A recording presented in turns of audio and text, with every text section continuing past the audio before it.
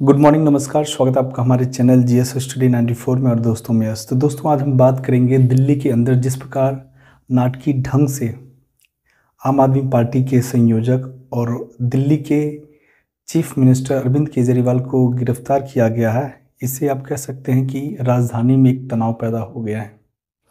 आखिर क्या कारण था, कैसे था, ठीक है, पूरा विस्तृत जो है इस बारे में चर्चा करेंगे।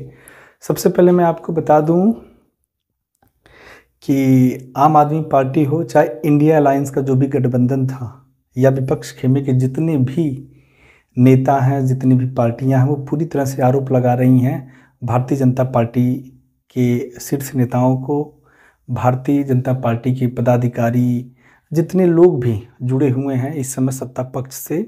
सीधा सीधा आरोप है कि किस प्रकार से सरकारी एजेंसियों का दुरुपयोग हो रहा है, चाहे वो सीबीआई हो, चाहे ईडी हो, इन्फोर्समेंट डायरेक्टोरेट हो, उनके माध्यम से किस प्रकार से प्रताड़ित किया जा रहा है विपक्षी नेताओं को, किस प्रकार से गलत तरीके से उनके ऊपर आरोप लगाकर एक तरह से जेल में डालने का काम किया जा रहा है। ठीक उसी प्रकार से जिस प्रकार से कांग्रेस का एक दौर था जब 1975 में बरेली के चुनाव में अनियमितता पाए जाने की वजह से इलाहाबाद हाई कोर्ट ने उनका चुनाव रद्द कर दिया था, जिस वजह से उनकी सरकार एक तरह से कुनबे में चली गई थी। इस वजह से उन्होंने 1975 में इमरजेंसी इम्प्लीमेंट कर दिया। और इमरजेंसी इम्प्लीमेंट करने के बाद भी जितने भी, चाहे स्वतंत्र पत्रकारिता रहा हो, चाहे विपक्षी नेता रहे हों, सारे लोगों को जेल में डाल दिया गया था। और 2 साल तक ये स्थिति हमारे देश में बनी रही। तो उस समय भी तमाम जो है सरकारी एजेंसियों का दुरुपयोग किया गया, ठीक, प्रशासनिक अधिकारियों का दुरुपयोग किया गया। आज भी वही स्थिति अब स्टार्ट हो गई भारत जैसे देश में। सोचिए इस समय आदर्श आचार संहिता लागू है हमारे देश में, क्योंकि लोकसभा का जो है इलेक्शन स्टार्ट होने वाला है। उसके बाद यहाँ जानते हैं अरविंद केजरीवाल के ऊपर चर्चा करने की आवश्यकता इसलिए है, क्या हमारे देश में लोकतंत्र कहाँ है, डेमोक्रेसी कहाँ है? क्या वास्तव में हमारे देश का संचालन और निर्वहन संविधान के माध्यम से हो रहा है?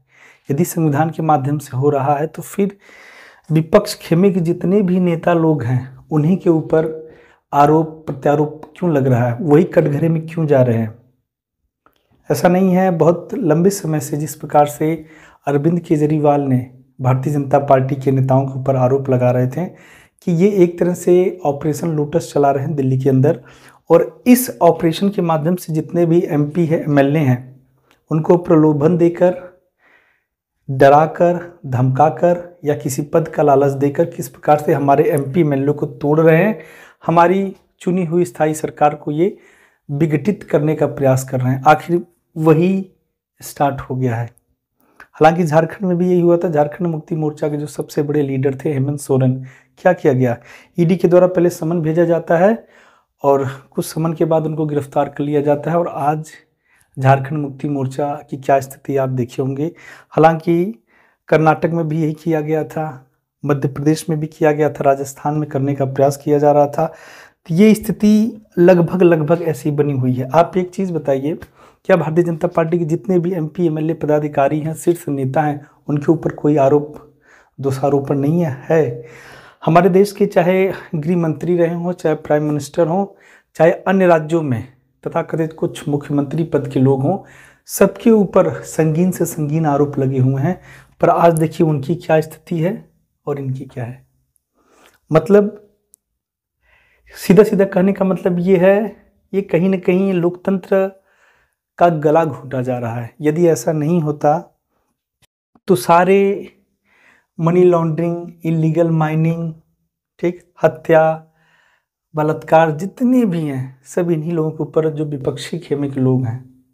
यदि आप सत्ता पक्ष में, जो ruling party Bharatiya Janata party, जिस दिन कहेंगे भैया हम आप में आना चाहते, उस दिन जितना भी आपके ऊपर आरोप लगा होगा उसको ये लोग गंगा जल से छिड़काव करके आपको शुद्ध कर दे। उसके बाद जितना भी कोर्ट का ट्रायल है, जो भी ऊपर आपकी जांच प्रक्रिया चल रही हैं, उसे ख़त्म कर दिया जाएगा। तो कहीं ना कहीं ये सारी चीज़ें जो है मन में संशय पैदा करती हैं और उस स्थिति को विचार विमर्श करने के लिए मजबूर हैं, जिसका नहीं होना चाहिए। मैं आपको बता दूं, दिल्ली के अंदर जब एक्साइज पॉलिसी, जो आबकारी विभाग से संबंधित पॉलिसी बनाया गया था 2021 में, ठीक है, 2021 में बनाया जाता है। उसके बाद एक तरह से कह सकते हैं ना, जो ठेका होता है जिसे एक्साइज पॉलिसी भी बोलते हैं अब, ठीक है, कि किसको लाइसेंस देना किसको नहीं देना, तो उसमें एक सुधार किया गया, जहां, ठीक है, उसमें पहले L1 और L10 कंडीशन से चलता था लाइसेंस का वितरण, पर इन्होंने इस प्रकार से बांटा कि जो सरकार का जो उसमें एक तरह से दखलंदाजी था वो ना के बराबर हो गया या कम हो गया।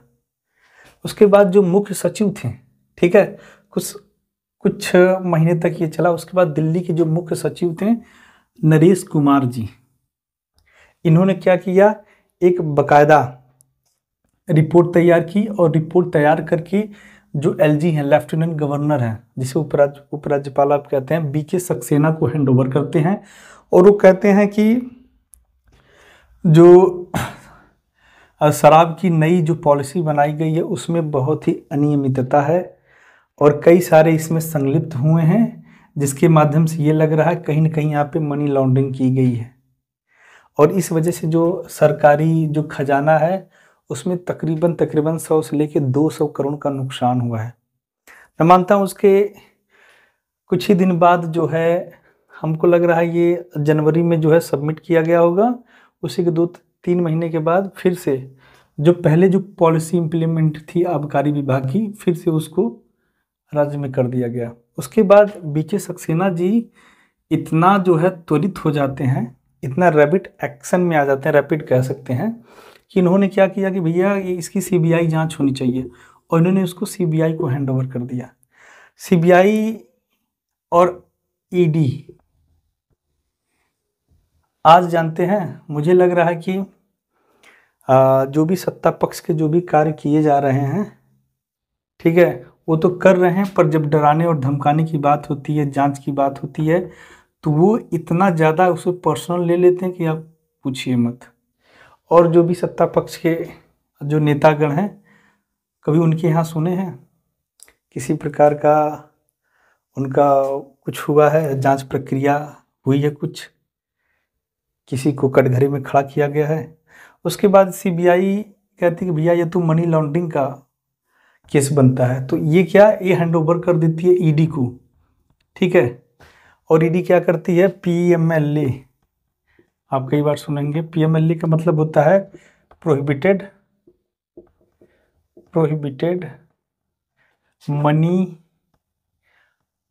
Money laundering act. ज़्यादातर जो ED है इसी के माध्यम से कार्रवाई करती है, ठीक है। और PMLA के समक्ष इस समय इनको अरविंद केजरीवाल को पेश कर रही है। सोचिए, धीरे धीरे जो सबसे उम्दा नेतागण थे आम आदमी पार्टी में, उनको धीरे धीरे किस प्रकार से भारतीय जनता पार्टी के लोग पूरी तरह से उनको जेल के अंदर डाल दे रहे हैं। सबसे पहले जो वहाँ के डिप्टी CM थे आम आदमी पार्टी के दिल्ली के अंदर, मनीष सिसोदिया, ठीक है, अभी तक उनका चार्जशीट दायर नहीं किया गया है। किसी के पास पुख्ता सबूत नहीं है कि भाई कोई तो एविडेंस दिखा दो। आम आदमी पार्टी हमेशा चिल्लाती रहती है, यदि इनके खिलाफ कोई बनता है मुकदमा, केस, कुछ भी बनता है, तो कम से कम आप जो है इनका चार्जशीट करके आप मुझे दिखाइए। पर ये भी कह रहे हैं कि भैया जांच चल रही है। मनीष सिसोदिया के बाद क्या करते हैं, इनको 2022 में गिरफ्तार करते हैं, फिर 2023 में राज्यसभा के जो सांसद हैं संजय सिंह को गिरफ्तार कर लिया जाता है, सोचिए।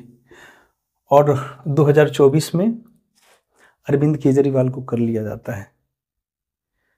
हालांकि अरविंद केजरीवाल का सीधा सीधा आरोप है कि मैं, जब ये शुरू से ED मुझे बार बार समन भेज रही थी, तो मैं इसीलिए इसको नज़रअंदाज कर रहा था, मैं इनके समक्ष नहीं जा रहा था, क्योंकि मुझे पता था यदि मैं ED के समक्ष बहुत पहले ही अगर पेश हुआ होता तो बहुत पहले ही मुझे ये गिरफ्तार कर लेते हैं, और स्थिति वही हुई।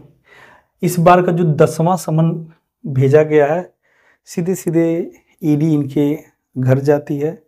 घर जाने के बाद जो है इनका जो भी पर्सनल चीज़ें होती हैं अपने कब्जे में लेती है। फ़ोन वगैरह जो होता है सब कब्जे में लेने के बाद जब स्थिति तनावपूर्ण होने लगती है, हालांकि अन्य लोगों को, जो आम आदमी पार्टी के शीर्ष नेता थे, जो पदाधिकारी थे, उनको जानकारी हो गई थी कि आज किसी ने भी प्रकार से नाटकीय ढंग से इनको अरेस्ट किया जाएगा, और वही हुआ।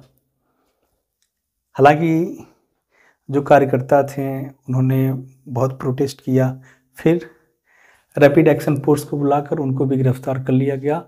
जो वहाँ के वित्त मंत्री हैं, अतिथि इस समय डिप्टी सीएम भी बनाई गई हैं, उनको भी कब्जे में ले लिया गया। तो ऐसी तमाम तरह की कार्रवाइयाँ हुई हैं। अन्य जो आम आदमी पार्टी के नेता, वो कह रहे हैं कि एक तरह से अरविंद केजरीवाल की जो पार्टी है उसे तोड़ने का प्रयास किया जा रहा है।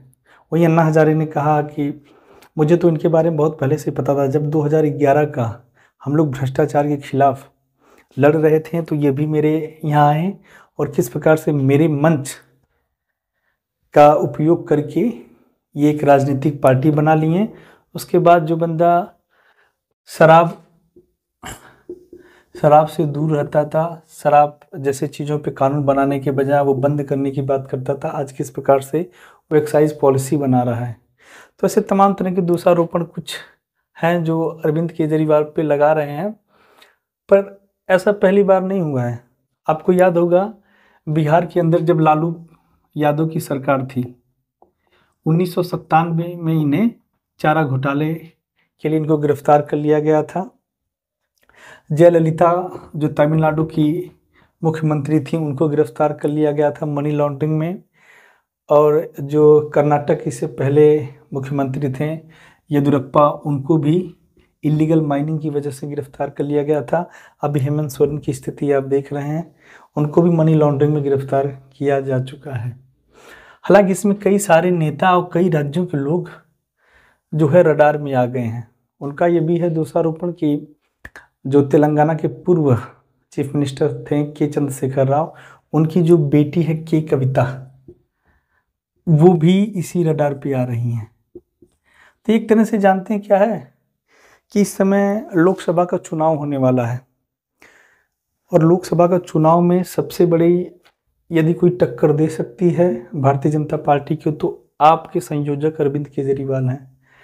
अन्य राज्यों में इनको जाना है, लोकसभा का चुनाव प्रचार करना है, नीतियां बनानी है, पॉलिसी बनाना है, टिकट का वितरण करना है अपने सदस्यों को। उससे पहले ये सारी चीज़ें हो पाती कि इनको गिरफ्तार कर लिया गया, तो कहीं ना कहीं पूरी तरह से ये सोची समझी, ठीक है, ये नीति है कि अरविंद केजरीवाल को आगे बढ़ने न दिया जाए। और ये पहले जो है IRS सेवा में थे, ठीक है, जो UPSC का एग्ज़ाम होता है उसमें ये IRS के लिए चयनित थे। इन्होंने सरकार को सेवा भी दिया, पर कुछ समय के बाद जब इनको लगा कि भारत जैसे देश में किसी प्रकार थोड़ा सा बदलाव लाने की आवश्यकता है, तो इन्होंने प्रोटेस्ट किया। कई जो है कि सामाजिक सुधार से संबंधित संस्थाएं भी इन्होंने बनवाया, पर अंततोगत्वा देख सकते हैं ऐसा नहीं कि इन्होंने उपलब्धि नहीं पाई। दिल्ली में इन्होंने जब सबसे पहली बार सत्ता में इन्होंने पदार्पण किया था, तो 49 दिन जो है ये मुख्यमंत्री रहे। उसके बाद इन्होंने त्याग पत्र दे दिया, क्योंकि उस समय इनकी जो सरकार बनी थी कांग्रेस के सहयोग से बनी थी। जब इनको लगा कि हमारे पार्टी के अंदर ही अंतर विरोध हो रहा है, तो उन्होंने त्याग पत्र देकर फिर से चुनाव लड़ा और भारी बहुमत से इनकी सरकार बनी। और वास्तविकता यह है कि दिल्ली के अंदर यदि शिक्षा की बात हो, स्वास्थ्य की बात हो, रोजगार की बात हो, महिलाओं की सुरक्षा की बात हो, तो ये पहले पायदान पर आते हैं, ठीक है।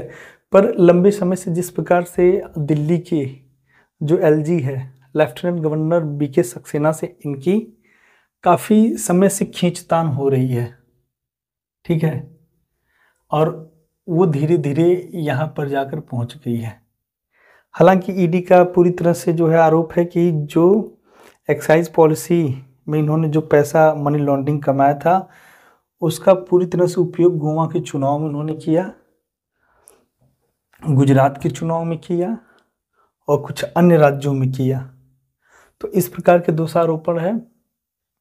और मेरा कहने का मतलब ये है, इस प्रकार यदि आप किसी भी राज्य के मुख्यमंत्री को कब्जे में लेते हैं तो कहीं ना कहीं जो उस राज्य की इकोनॉमी है, जो कानून व्यवस्था है, वो ठप हो जाएगा।